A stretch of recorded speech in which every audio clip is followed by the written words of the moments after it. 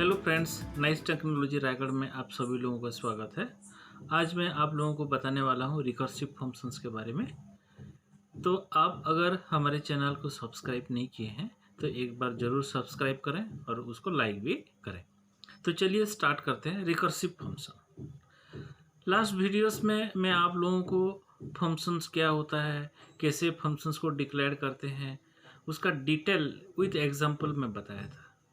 लेकिन आज मैं आप लोगों को बताऊंगा रिकर्सिव फंक्शंस। रिकर्सिव फंक्शंस कोई नया चीज़ नहीं है। जैसे एक यूज़र डिफाइंड फंक्शंस होता है, वो यूज़र डिफाइंड फंक्शंस ही है। लेकिन एक जो टेक्निक है रिकर्सन, अगर किसी फंक्शंस में अगर रिकर्सन टेक्निक का इस्तेमाल किया जाता है तो उस फंक्शंस को रिकर्सिव फंक्शंस कहा जाता है। तो ये रिकर्सन क्या होता है? What is recursion? जनरली एक फंक्शंस को एक जगह पर डिक्लेयर करते हैं, उसका बॉडी सब कुछ एक जगह पर रहेगा, बट उसको कॉल हम किसी दूसरे लोकेशंस पे करते हैं।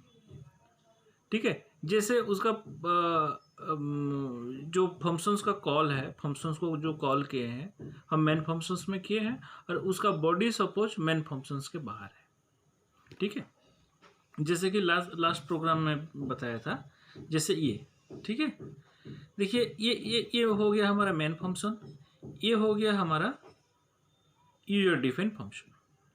यहाँ पर डिक्लेरेटर स्टेटमेंट है, उसका बॉडी है, पूरा प्रोग्राम है, सम नाम का फंक्शन है और इसका प्रोटोटाइप मेन फंक्शंस के अंदर है, उसको कॉल हम यहाँ पर किए। तो ये उसका डिफ़ॉल्ट प्रोसेस है। हम इस हिसाब से फंक्शंस को डिज़ाइन करते हैं और ऐसे कॉल करते हैं। ठीक है, यहाँ पर रिकर्सन टेक्निक यूज़ नहीं हुआ है। ठीक है, लेकिन कभी कभी क्या होता है, हम एक फंक्शंस को, एक यूजर डिफाइंड फंक्शंस को जब उसी के अंदर कॉल करते हैं, एक फंक्शंस अगर खुद को अपने बॉडी के अंदर कॉल करता है तो उस टेक्निक को कहा जाता है रिकर्सन और उस फंक्शंस को कहा जाता है recursive functions. Whenever a function call itself inside its own body, then such technique is known as recursion and such functions is known as recursive function. Okay, जब किसी फंक्शंस खुद को अपने बॉडी के अंदर कॉल करता है तो उस टेक्निक को रिकर्सन कहा जाता है और उस फंक्शंस को रिकर्सिव फंक्शंस कहा जाता है। ठीक है, तो इससे बेनिफिट क्या मिलता है, क्यों ऐसे किया जाता है? रिकर्सिव फंक्शंस का यूज़ हम कहाँ करते हैं? जहाँ किसी चीज़ को बार बार रिपीट करना रहता है। जैसे लूप ऐसा एक कॉन्सेप्ट है, ऐसा एक टेक्निक है जो कुछ स्टेटमेंट को बार बार रिपीट करता रहता है, एक निश्चित एरिया में बार बार रिपीट करता है। ठीक है, ये मान लीजिए लूप हो गया, तो इसके अंदर ये बार बार रिपीट करेगा। लेकिन बिना लूप लिए क्या हम कुछ स्टेटमेंट को बार बार रिपीट कर सकते हैं? तो वो चीज़ हम रिकर्सिव फंक्शंस के माध्यम से कर सकते हैं। अगर एक फंक्शंस खुद को अपने बॉडी के अंदर कॉल करता है तो वो रिपीटेडली उसको कॉल करता रहता है और उसके अंदर जितने भी स्टेटमेंट होते हैं वो रिपीटेडली एग्जीक्यूट होते हैं, क्योंकि जो फंक्शंस का जो मेन यूज़ है रीयूजेबिलिटी। फंक्शंस का एक मेन जो उसका फीचर है रीयूजेबिलिटी। एक बार हम डिज़ाइन करेंगे और बार बार यूज़ करेंगे। तो अगर हम एक फंक्शंस को उसी के बॉडी के अंदर कॉल करते हैं तो वो बार बार कॉल होता रहता है और उसके अंदर जितने भी स्टेटमेंट हैं वो बार बार एग्जीक्यूट होता रहता है। लूप से अलग है, ये लूप जैसा नहीं है। ठीक है, तो मैं उसको आपको एग्जांपल के साथ बताता हूँ, वो ज़्यादा आपको बेटरली समझ में आएगा। सपोज एक क्वेश्चन है, ओके, क्वेश्चन क्या है? Input A number and print it's factorial using recursive functions. एक नंबर हमको इनपुट करना है और रिकर्सिव फंक्शंस के माध्यम से उसका फैक्टोरियल हमको निकालना है। ठीक है, मैं इसका प्रोग्राम को बनाता हूँ और स्टेप बाय स्टेप आपको फिर समझाऊंगा। मैं प्रोग्राम को वॉइड मेन से चालू कर रहा हूँ। उसका जो भी हेडर फाइल है आप उसको पहले दीजिएगा प्रोग्राम में।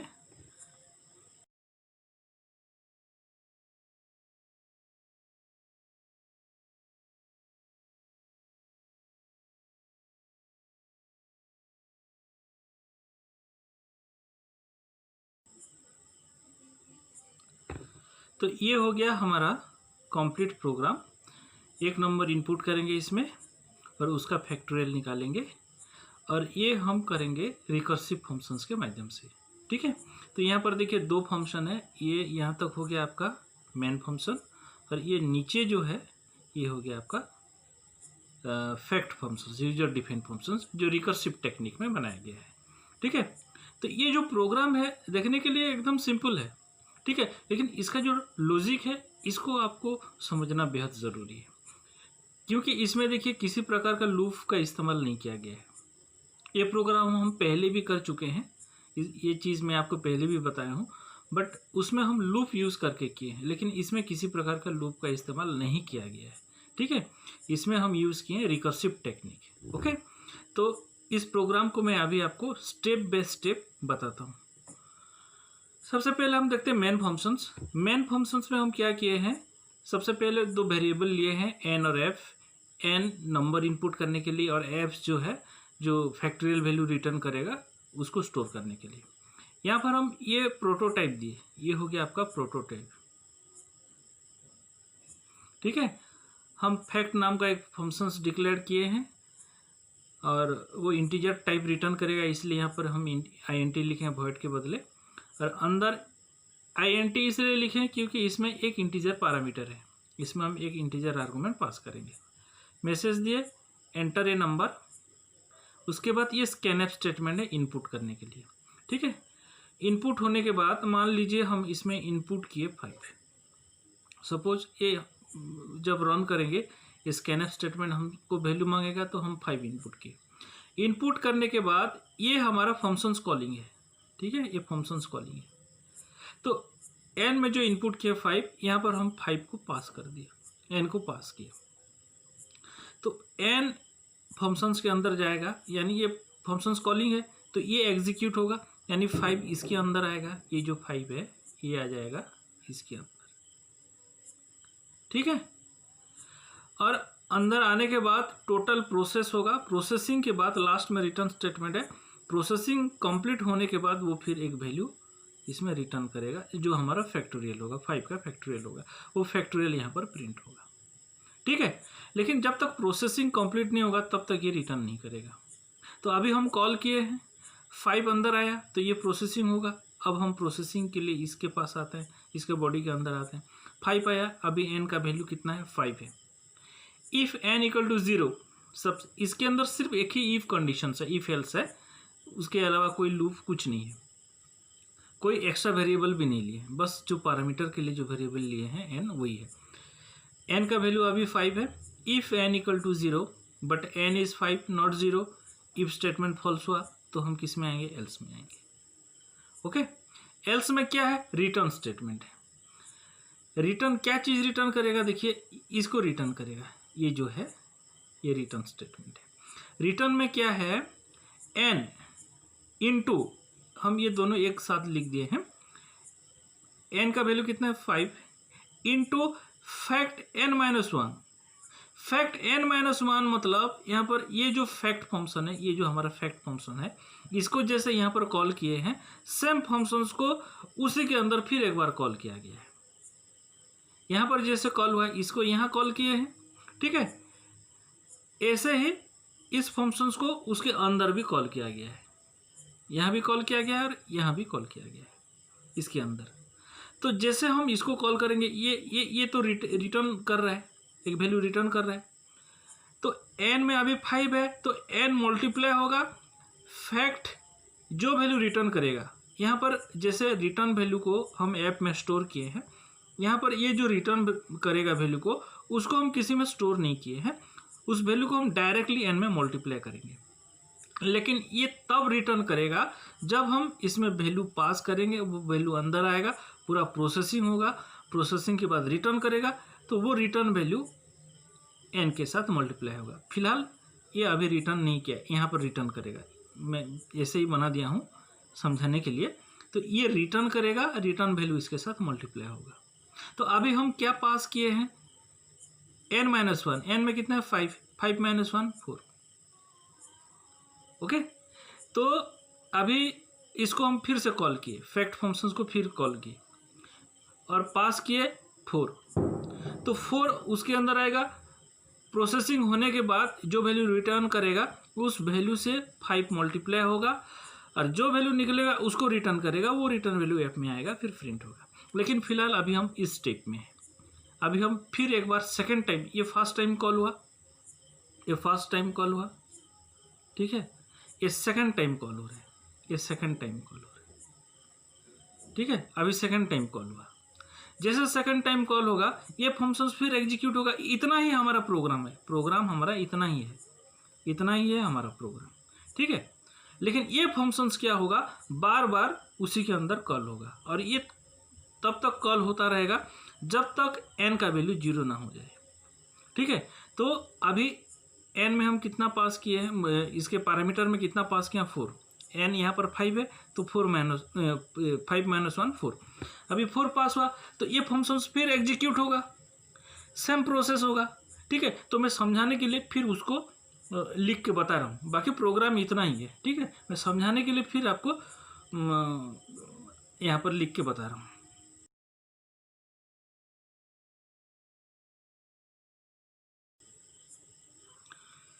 तो ये जो है हमारा सेकंड स्टेप है, यहाँ पर हम 4 पास कर रहे हैं तो 4 आ रहा है यहाँ पर, ठीक है। ये अलग नहीं है, ये इसी यही प्रोग्राम है, मैं उसको, ये क्या है, स्टेप बाय स्टेप अंदर वो बार बार कॉल होते रहेगा, ठीक है। तो मैं समझाने के लिए मैं आपको जितना बार ये एग्जीक्यूट होगा, मतलब जितना बार ये कॉल होगा, इतना बार मैं आपको अलग से इसको लिख के समझा रहा हूँ, ठीक है। तो अभी हम सेकेंड स्टेप में थे, 4 पास किए, अब n का वैल्यू 4 है, फिर चेक किया n = 0, no n is 4 not 0, तो हम आ गए एल्स में। फिर वही स्टेटमेंट, रिटर्न n कितना है 4 है, इनटू फैक्ट -1 फिर से कॉल हुआ, n - 1 यानी 4 - 1 3। अब ये कॉल होगा और रिटर्न करेगा, रिटर्न वैल्यू जो भी आएगा यहाँ पर वो मल्टीप्लाई होगा 4 से। लेकिन अभी 3 पास किए हैं तो ये एग्जीक्यूट होगा, 3 अंदर आएगा। अभी हम यहाँ पर है थर्ड स्टेप में, ये थर्ड टाइम ये कॉल हो रहा है, ठीक है। जब ये कॉल होगा उसके अंदर क्या प्रोसेस होगा,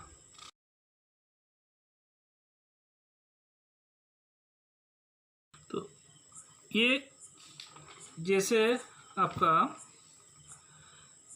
ये यहाँ पर थर्ड स्टेप में जब थर्ड टाइम ये जो जब कॉल होगा, यहाँ पर वैल्यू हम पास करेंगे 3, क्योंकि n का वैल्यू 4 है, n - 1 यानी 3 जैसे पास होगा, जब ये थर्ड टाइम एग्जीक्यूट होगा, यहाँ पर आ गया आपका 3, n = 0, नो n तो 3 है, तो फिर एल्स में आएगा, रिटर्न n × n 3 है, इंटू फिर से कॉल हुआ फैक्ट n -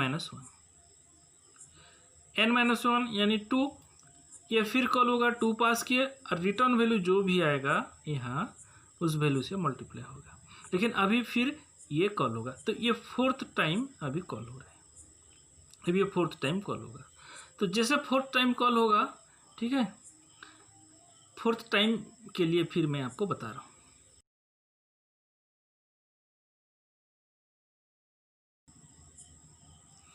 तो फोर्थ टाइम जब हम कॉल करेंगे वहाँ पर 2 पास होगा, तो n में आ जाएगा 2, इफ़ n = 0, लेकिन n तो 2 है, तो फिर से एल्स में आएंगे, फिर रिटर्न स्टेटमेंट, रिटर्न n कितना है 2, इंटू फिर से कॉल हुआ, ये फिफ्थ टाइम कॉल हुआ, ठीक है, ये फिफ्थ टाइम कॉल हुआ। तो 5th टाइम जब कॉल होगा यहाँ पर हम पास करेंगे 2 - 1 यानी 1। ठीक है, तो 1 अंदर जाएगा, प्रोसेस होगा, फिर रिटर्न करेगा। रिटर्न तब करेगा जब प्रोसेस हो जाएगा, उसके बाद रिटर्न करेगा, रिटर्न वैल्यू से मल्टीप्लाई होगा। ठीक है, तो ये जब 5th टाइम के लिए कॉल होगा उसके अंदर क्या प्रोसेस होगा देखिए।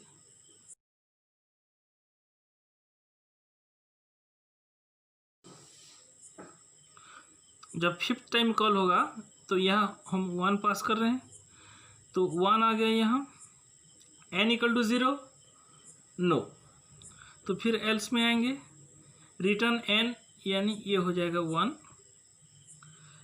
फैक्ट फिर से कॉल हुआ, n - 1 यानी 0। ठीक है, तो ये फिर से कॉल हुआ, ये 6th टाइम कॉल हुआ। अब 0 पास होगा, पास होने के बाद प्रोसेसिंग होके जो रिटर्न होगा, रिटर्न वैल्यू से ये मल्टीप्लाई होगा, लेकिन फिलहाल अभी रिटर्न नहीं हुआ है। ठीक है, तो ये कॉल होगा 6th टाइम।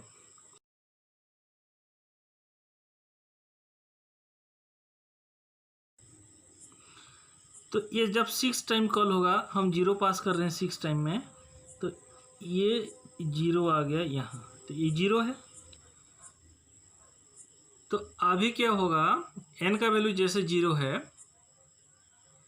इफ n = 0, अभी इफ कंडीशन ट्रू हुआ तो ये रिटर्न 1 करेगा। ठीक है, ये एल्स में नहीं आएगा, एल्स में आता तो फिर से ये कॉल होता। ठीक है, यानी फिर से रिकर्सन होता, लेकिन अभी इफ ब्लॉक एग्जीक्यूट हो रहा है तो सिंपली 1 को रिटर्न कर रहा है, मतलब हमारा जो रिकर्सन हो रहा था वो यहाँ पर ब्रेक हो गया। ठीक है, ये और दोबारा कॉल नहीं होगा, तो ये रिटर्न 1 करेगा।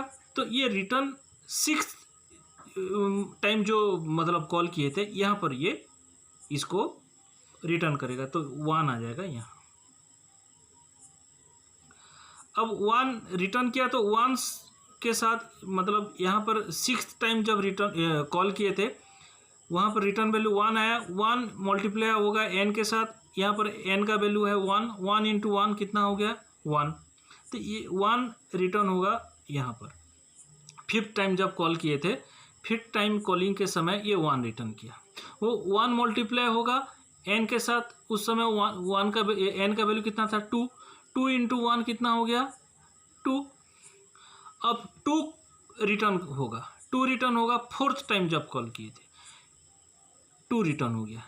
ठीक है, तो उस समय n का वैल्यू कितना था 3, 3 × 2 कितना हुआ 3 × 2 हो गया 6। ठीक है, 6, अब 6 रिटर्न होगा, 6 रिटर्न होगा हमारा 3rd टाइम जब कॉल किए थे, तो यहाँ पर आ गया 6 आ गया, रिटर्न किया तो 6 मल्टीप्लाई होगा n के साथ, उस समय n का वैल्यू था 4, 4 × 6 हो गया हमारा 24। अब रिटर्न होगा 2nd टाइम जब कॉल किए थे, तो यहाँ हो गया 24 × 5 ये हमारा हो गया 120, और ये वैल्यू हमारा रिटर्न होगा जो मेन फंक्शंस में जब फर्स्ट टाइम जब कॉल किए थे। ठीक है, ये आपका आएगा इसमें, तो ऐप में आ गया 120 और यहाँ पर प्रिंट हो जाएगा 120। तो आउटपुट क्या देगा, फैक्टोरियल इज 120, ये आएगा आपका आउटपुट। ठीक है, तो इस हिसाब से रिकर्सिव फंक्शंस काम करता है। ठीक है, तो मैं आपको पूरा स्टेप बाय स्टेप जो बार बार रिपीटेडली वो कॉल हुआ आपका फैक्ट फंक्शन, पूरा सबको बार बार स्टेप बाय स्टेप में आपको समझाने का कोशिश किया, और आप उसको अपने से करके देखिएगा। मैं 5 लिया हूँ, आप दूसरा वैल्यू लेके देखिएगा। ठीक है, समझ में नहीं आएगा तो मैं दूसरा एग्जांपल मैं आपको बताऊंगा।